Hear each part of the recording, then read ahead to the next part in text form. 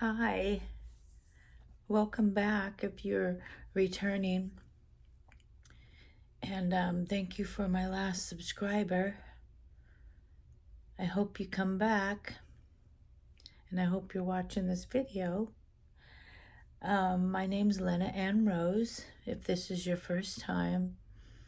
And I'm just starting out, my YouTube station, and I just kind of talking about sobriety and recovery, and I might move on to other things outside of that, stuff that I do to occupy my time and stuff like that. I hope everybody had a good Thanksgiving. I really don't want to date this video based on that, but, at the time of this video, it is Thanksgiving Day. And I cooked all day and then cleaned all evening and thought that I would get a video in. So thanks for showing up.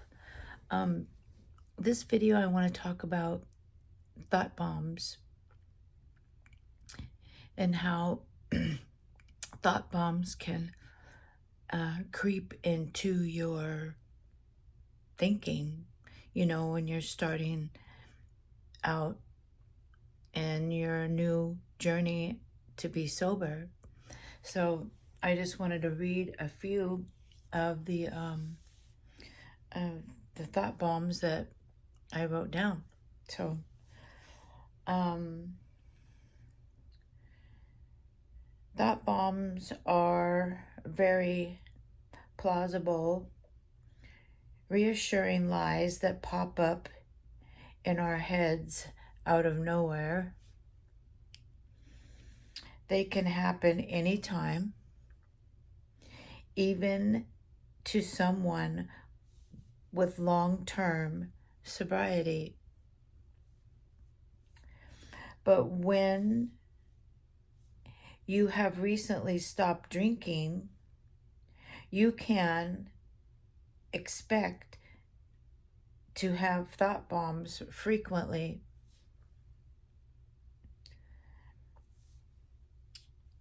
Common thought bombs include, just one won't hurt. I thought that many times, in and out of sobriety, one won't hurt.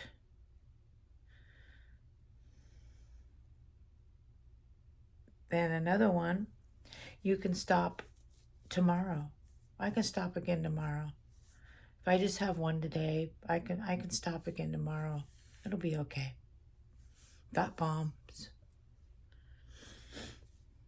Like if you've had a hard day, I've had a really hard day. I worked hard today, and so just really rode my tail all day long. I'm going to have me a drink. Just one drink. I deserve it.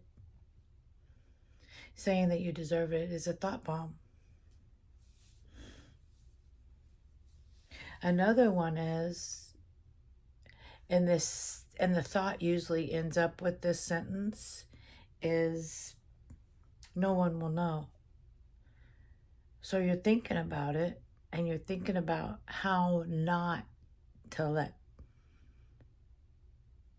someone find out that you've had a drink or two.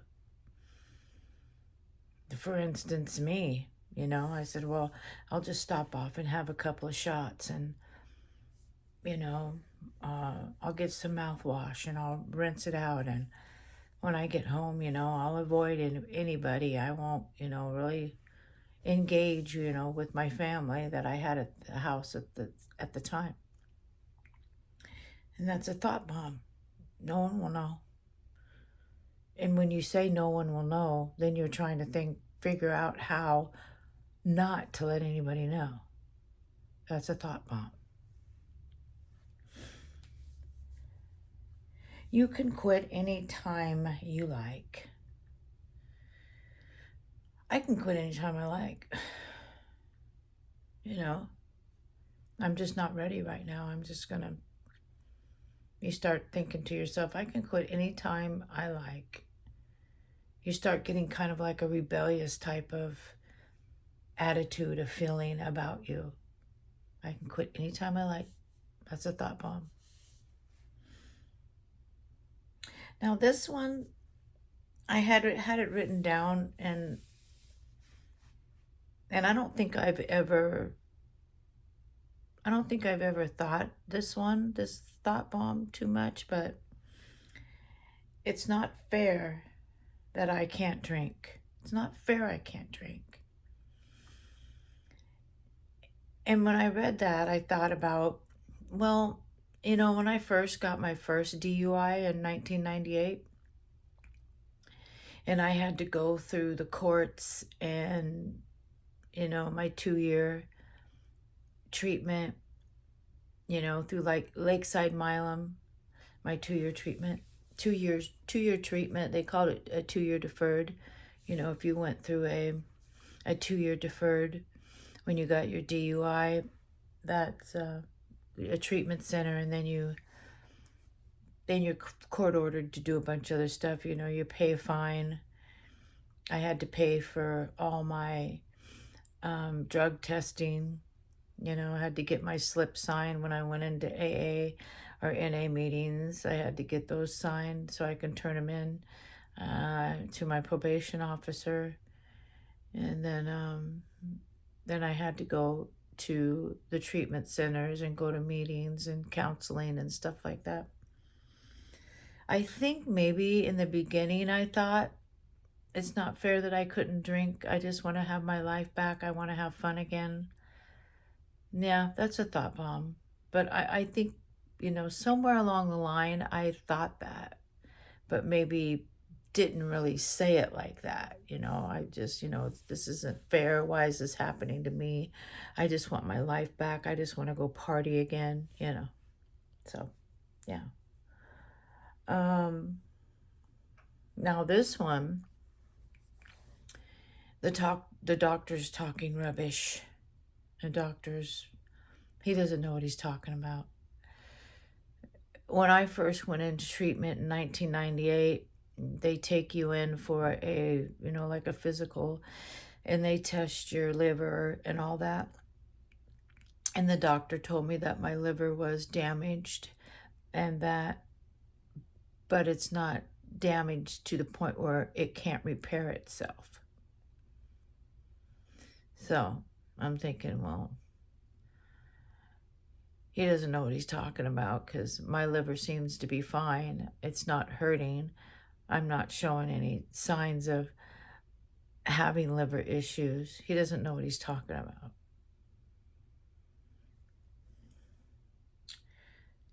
So I used to think this too. I used to think, this is another thought bomb. You're funnier after a drink. Yeah, I used to think that. I'm gonna go out and drink and have some fun. And then always cracking jokes, and I always felt funnier. I laughed a lot. Yeah, because you're drunk. Oh, this is a good one. I like this one. Especially this time of year, this time that the video is, I made this video, making this video. It's around the holidays, and a lot of people think this is a really bad time to quit. Because I'm around, I'm being invited to dinners. You can have a company party. There's going to be wine. Christmas time. Oh, New Year's Eve. The big toast into the new year. Yeah. Bad time to quit. That's a lot of people use that. That's a thought bomb. This is a horrible time. This isn't a good time for me to quit. There's no way. I'll relapse. I don't know what to do. And a lot of people do. Is this time of year a hard time to quit? Yeah, it is.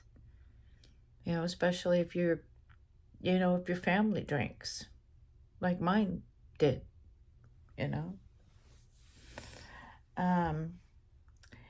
If you have one, you'll feel better.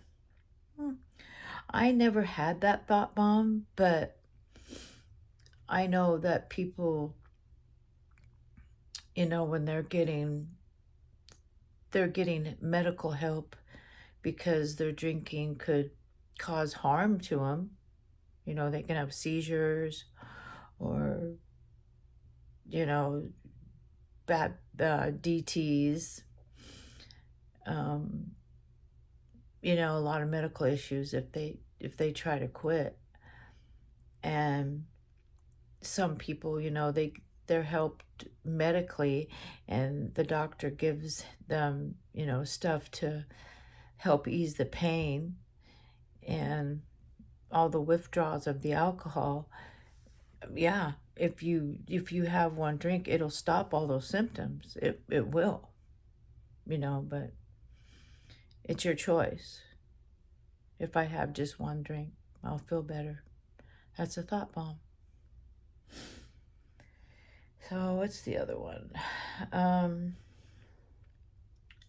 They'll think you're odd if you don't drink. They'll think you're odd if you don't drink. Have I ever thought that? No. No, but the only thing I ever thought is, you know, if I don't drink, I won't fit in. I think maybe I thought that, you know, how can I hang out and have fun and not drink? You know, I couldn't understand that. I couldn't comprehend, you know. Yes, I've had that somewhere, kind of like that, but somewhere along that line, I've had that thought. Okay, I'm losing my space. Hang on. Oh yeah, I've done this. Because I was a big wine drinker, so I figured, you know, if I switched to fruit juice, if I just switch to fruit juice later, you know, then I'll be okay. Have a couple drinks, beer, a couple shots, and I'll just, you know, switch to a orange juice. What else do they have at bars? I think that's it. Orange juice. I don't know. I've never seen anything else other than orange juice at a bar. So yeah, I just switched to orange juice. A drink will calm me down. Oh my gosh. Oh my gosh. That's one of my main thought bombs. My main thought bombs. I mean, even in my early days, this fifth time around, me quitting to drink, even my early days, I thought that, you know, being frustrated at work, coming home, stuff's happening, and I literally said out loud, oh my gosh, if I could just have a shot right now, everything would be okay. But being that this is my fifth time stop drinking, I recognized that was a thought bomb. It was like, no, it's not going to be okay, Lena. It's not. That was my next sentence out of my mouth. Nope, it's not going to be okay. It'll be worse. It'll be worse if you just have one drink. It's not going to calm you down. You got to get through this. You need to deal with it sober. That's part of recovery. Thinking that. Because in my other video, I was talking about, you know, being sober and then moving into recovery, you know, fixing your thoughts when you're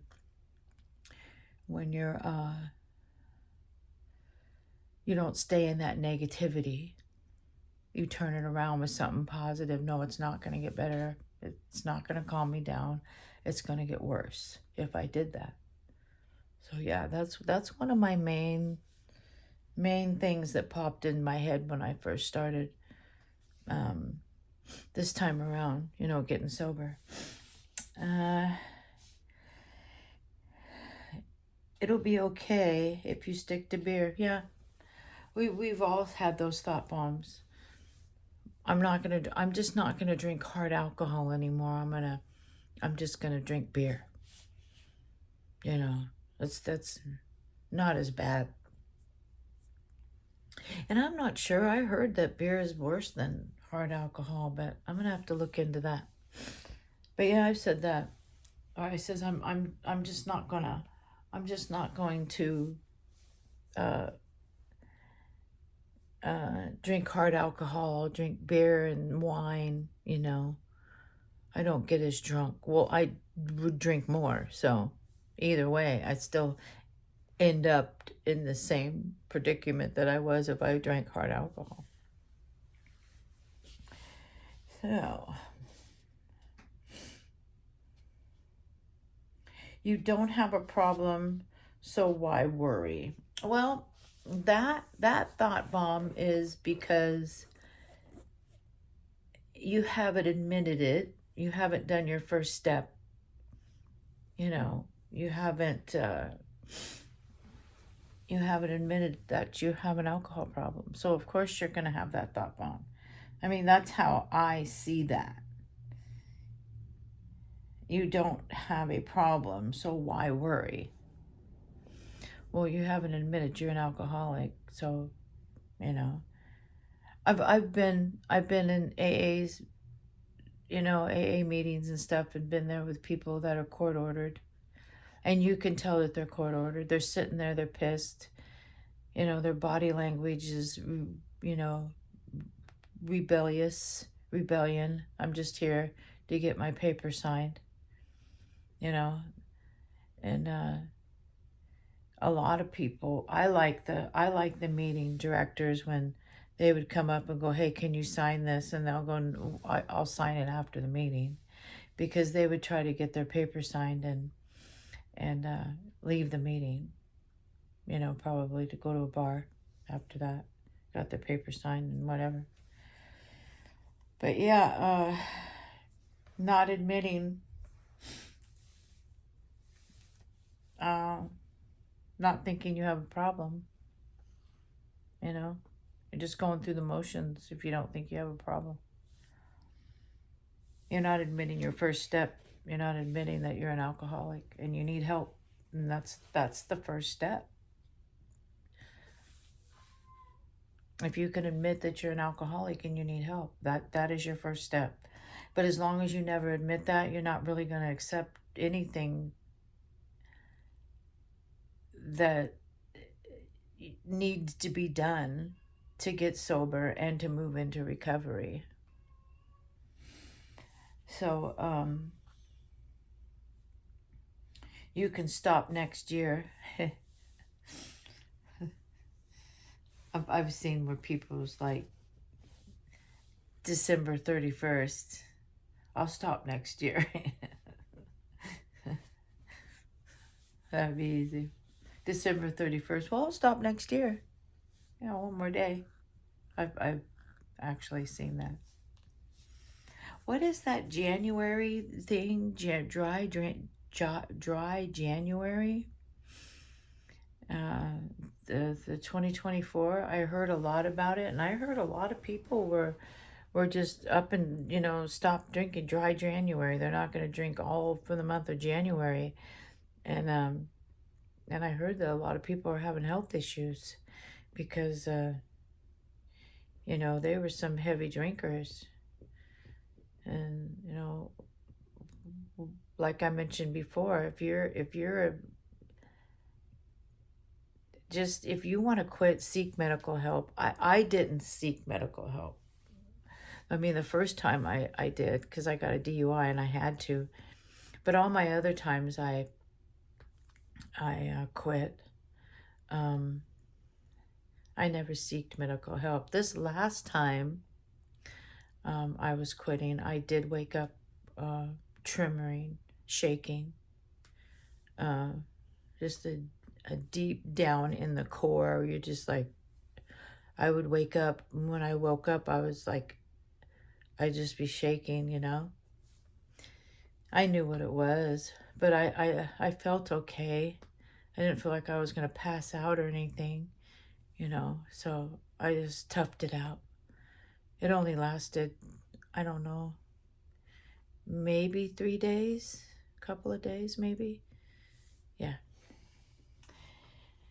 So what is the other one? Yeah.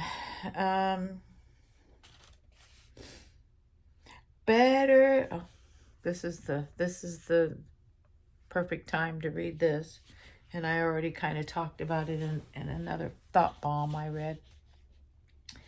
But better to put off quitting until after the holidays.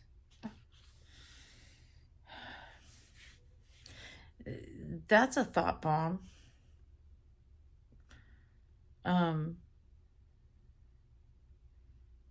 But, you know, thinking back, and the other times that I stopped drinking, I never did it around the holidays, because I'm going to be honest with you. I'm going to be honest. I'm not going to sit here and say, to me that was difficult. I mean, that would be difficult for me at any time, for me to stop during the holidays. I mean, I was just talking with my daughters earlier. My youngest daughter, I was talking to her today, and we were reflecting back on, you know, me drinking during the holidays, and she looked at me and she said, "Yeah, Mom, yeah, pretty much. We didn't really go anywhere or drive anywhere until after January 1st." It's true though, you know. If you didn't catch me early, I wasn't. That's one thing I didn't do, is I didn't drink and drive. I mean, I absolutely did not drink and drive. And so this video is getting long. But yeah, I never drank and drive after my last DUI. And oh my gosh, when Ubers and Lyft started, that made my problem even worse. Because I would go out and I knew I wasn't driving, and sometimes I wouldn't even remember getting out of the Lyft car, the Lyft or the Uber. I wouldn't remember. That was scary. But anyway, I'm not going to sit here and glorify it, because that was horrible. It was horrible. Because it just made my problem worse, knowing that I didn't have to drive, so I just got crap-faced.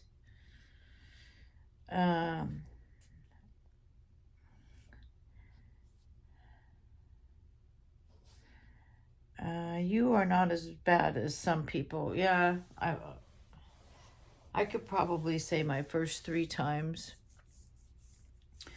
trying to quit, I used to say, well, I'm not as bad as so-and-so. Oh my gosh. She pisses on herself. She gets pissy drunk. She sleeps with too many people. You know. She falls down. She falls out of it. She doesn't care. I'm never a be. I used to say I was a classy. I'm classy when I drink. No, I wasn't. No, I wasn't. Oh my gosh, I was not. But anyway, I wanted to read about the thought bombs, and sorry I had to look down, but I wanted to read about, you know, what thought bombs are. Stinking thinking. I had one guy in a meeting. I think it's a saying, but the first time I ever heard it, I was in a meeting, and he says, yeah, that shitty itty committee going off in your head. Sorry, I had to cuss to say it, because that's what he said. That shitty itty committee's going off in your head. And you have to keep it under control. And when you recognize what it is, you can control it. Whoops, that's a thought bomb. That is not going to help me. Think it through all the way to the end. Imagine the consequence. Imagine how you're going to feel if you give up or you give in. Give up, give in. Think it all the way through to the end. And if you still don't care, then you're not ready. You haven't admitted. You're not ready. And you know, years ago, I would have never said that to anybody. You're not ready. But some people, they're just not ready. They're not ready to quit. They haven't hit their bottom. They have not. And everybody has a different bottom, you know. But, you know, if you're watching this video and you're still drinking, just do me one favor. Just don't drink and drive. Just don't drink and drive. The other morning I was getting ready for work, and it popped up on the news just right in my area. And if you're from the Pacific Northwest, Pierce County area, there's a little area called Fircrest. Just a really quick short story before I go. I hear about a lot of drinking driving accidents, you know. Some hit close to home, just within my family circle. But this one, the father had asked the 19-year-old son to go to the store because he wanted to make steak for dinner. And he also has a daughter, a 15-year-old daughter, and she wanted to go too. So off they went. They jumped in the car, and I know right where where the accident was. The Safeway store, the store that they were going to, was just right around the corner. It was just right around the corner. And so he's sitting there. A couple minutes later, probably a little bit longer, he's starting to hear sirens and stuff. And then his phone rings. His 15-year-old didn't get, she got scrapes and, bruises and stuff like that. But after the impact, after the car accident, I don't know if I mentioned that earlier, I'm going to talk about a car accident. After the car accident, she kind of was upset. And I think she called her dad before, she called her dad before the ambulances got there. And it wasn't far from the home. So he ran to where the 15-year-old said that she was. And when he got there, his 19-year-old son was outside of the car. And this is what he said on the news. He said that he ran up to his son and he picked his son up, and his son was limp in his arms. And he was begging him to wake up. He was saying, "Son, please wake up. Son, please wake up, wake up." And he wouldn't wake up. Come to find out, a guy ran a red light and ran into his son, and he was under the influence. And nowadays, you don't know what under the influence is. You don't know if it's alcohol. You don't know if it's fentanyl, oxycodone. You don't know what it is. Heroin. It's just DUI. Driving, what do they call that? Driving under the influence. Yeah, that's what that is. So, and that story just really moved me because, driving for Spark like I do on the side, I've been in that area all the time. I know right where it's at. 19 years old. And that, for some reason, that story, I felt that story. I felt that story. And I don't know, I can tell, get on here and tell you my DUI story. Because mine happened on the freeway, I-5 in the Seattle area. But I'll get into that later. But I just wanted to get on here and talk about thought bombs. Stinking thinking. The shitty itty committee going off in your head. Trying to justify why you should have that drink. And it doesn't take a lot. I had this one guy in a meeting drop his lighter on the floor. And I kind of looked at him weird. Why did he just purposely drop his lighter on the floor? And after he dropped his lighter on the floor, he said, alcoholics, that's all the reason they need. You can use that as an excuse. Well, why'd you drink? Because I was mad. I dropped my lighter on the floor. We don't need an elaborate excuse to drink. We don't. Because if you're not ready to quit, you're going to find an excuse to drink. So if you just want to take that first step, there's 12 steps. If you want to take that first step to admit that you have a problem, to admit you have an alcohol problem, to admit that you need help. Some people can't get help. They don't have the money to get help. And I think sometimes that's what's scary for me when I think about making these videos. I just don't want to tell somebody that would quit and it would hurt them. Or, you know, just if you can seek medical help, you know, look up in your area, you know, detox.com, detox.org. You know, go to an emergency room. I need to get sober. Do you have a detox unit? Here in Seattle, I think we have Harborview. Harborview has a detox center. But I don't know where, to my 7 subscribers. Woohoo! Woohoo! I love that. My glasses keep sliding because I'm 60 and I have hot flashes. So when I get a hot flash, and anyway. So I hope you're sober today. I hope you're staying sober today. Again, this is Lena Ann Rose. Thank you for watching. If you like this video, like, give it a thumbs up, and subscribe. And I'll be working on more content because I want to help me stay sober. Making these videos help me stay sober. And I want to maybe help somebody, give somebody hope. There is a better way. There is a better life. Sobriety, and then moving into recovery. Finding a new place, a new life. Change people, places, and things. Get better, get healthier. Live longer for your family. Live longer for your children. Live longer for your grandchildren.